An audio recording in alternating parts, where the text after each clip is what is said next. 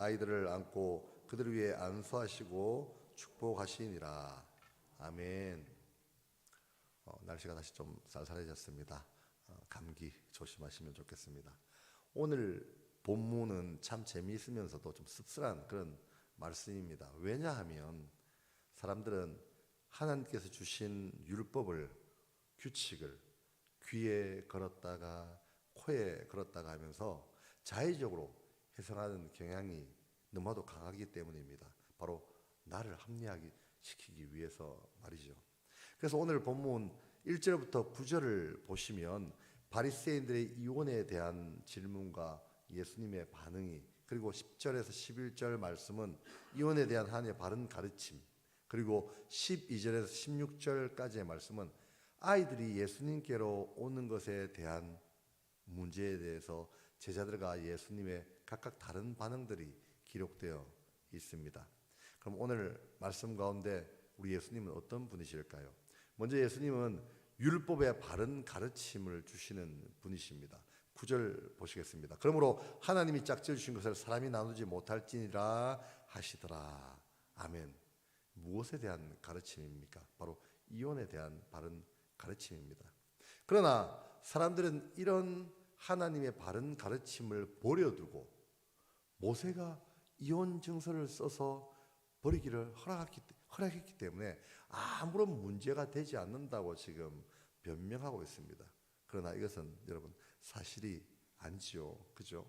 그래서 예수님께서는 5절 말씀을 통해 이런 행동은 단지 사람의 완악함을 드러낼 뿐이라고 콕 집어서 말씀해 주십니다. 그런 후에 또 다른 장면에서 역시 예수님의 바른 가르침이 드러납니다. 본문 15절 말씀입니다. 내가 진실로 너희에게 이르노니 누구든지 하나님의 나라를 어린 아이와 같이 받들지 않는 자는 결단코 그곳에 들어가지 못하리라 라고 말씀하십니다. 이 말씀은 제자들이 예수님께로 아이들을 데려오는 부모들을 향해서 화내는 것을, 노를 바라시는 장면입니다. 사실 지금 상황은 예수님이나 제자들이나 무척이나 정신없는 상황입니다. 여기저기서 예수님을 연호하면서 병든 자, 귀신 들린 자, 어림에 처한 자들이 예수님을 향해 도움을 요청하고 손이라도 한번 잡아보려고, 아니 옷자락이라도 한번 손대어 보려고 끝없이 몰려들고 있는 그런 상황이기 때문에 그렇습니다. 그런데 이런 혼란한 상황에서 시근이 없는, 분별력이 없다고 그러죠. 분별력이 없는 아이들이 예수님께로 온다면 예수님보다 누가 더 정신이 없을까요? 제자들이 정신이 없게 되는 것입니다. 그래서 그 부모들을 향해서 화를 내고 있는 것입니다.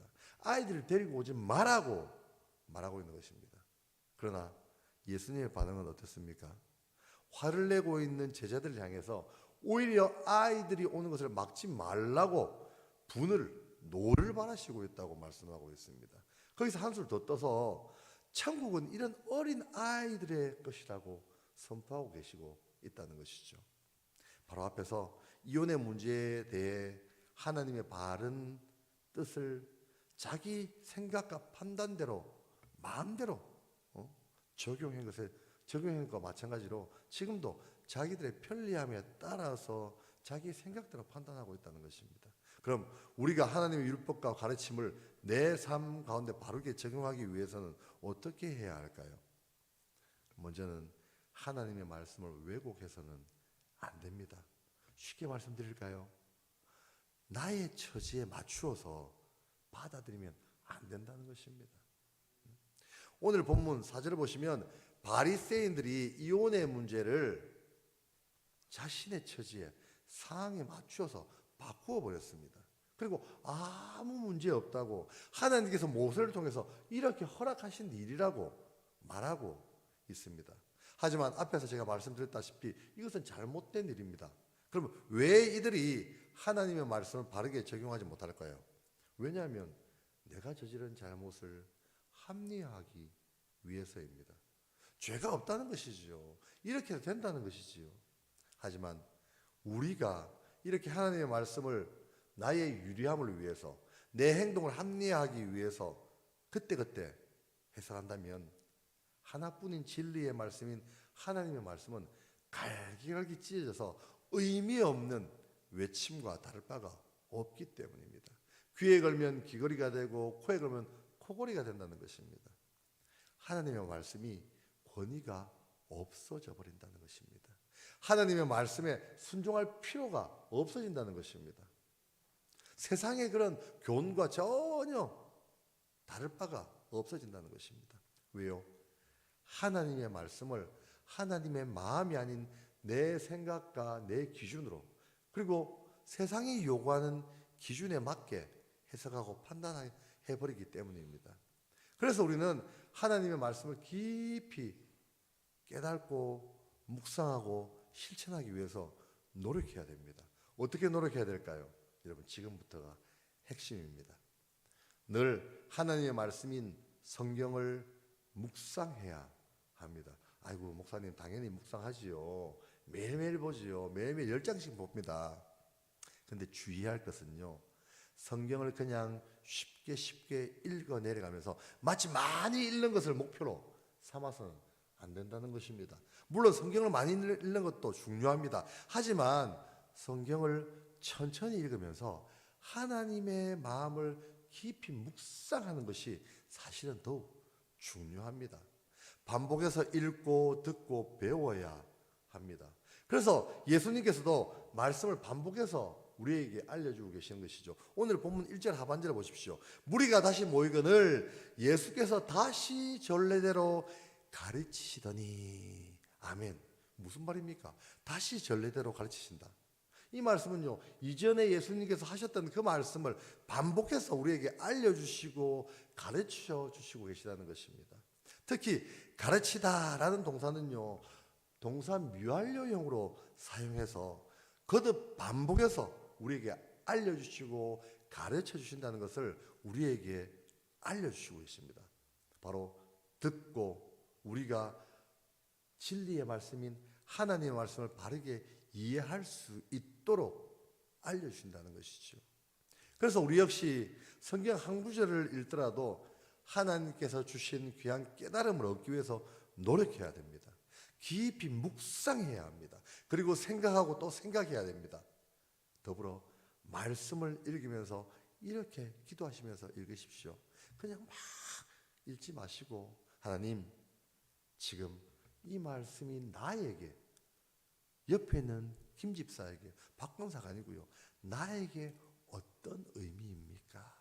내 삶에 어떻게 실천해야 합니까? 저에게 이 말씀을 깨달을 수 있는 지혜를 주십시오 하고 기도하시면서 읽으셔야 합니다.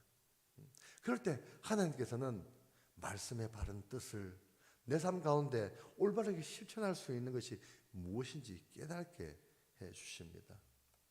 저도 우리 중고등부 아이들 이렇게 예배 가운데 가르칠 때에 가장 중요한 시간은 말씀 읽는 시간이다라고 늘 강조합니다. 설교는 어떤 면에서는 나의 이야기가 나올 수도 있거든요. 그렇죠? 말씀은 그렇지 않습니다, 여러분. 그럼 왜 우리가 하나님의 말씀을 올바르게 깨달아야 할까요? 그 이유는 바로 하나님의 말씀이 우리 믿는 자들에게 힘과 능력이 되기 때문입니다. 다른 데 이유가 있지 않습니다.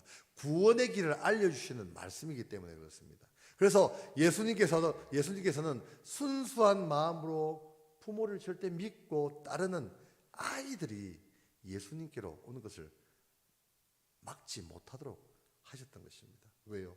바로 이렇게 순수한 마음을 가진 아이들의 이 마음이, 이 아이들이 하나님 나라에 들어가기에 합당하기 때문입니다. 그렇습니다. 하나님의 말씀은 우리 믿는 자들에게 힘과 능력이 됩니다. 그런데 이런 힘과 능력이 되시는 하나님의 말씀을 우리 멋대로 내가 처한 상황에 따라서 해석한다면, 아까도 말씀드렸다시피 귀에도 걸었다가 코에도 걸었다가 하게 된다는 것입니다. 결코 나의 힘과 능력이 되지 못합니다, 여러분. 그러니 사랑하는 여러분, 오늘부터 우리의 힘과, 아니 나의 힘과 능력이 되시는 하나님의 말씀을 올바르게 깨닫고 내 삶 가운데 실천하기 위해 말씀을 더 깊이 묵상하시면서 기도하시길 소망합니다. 하나님께 지혜를 달라고 간구하시길 소망합니다.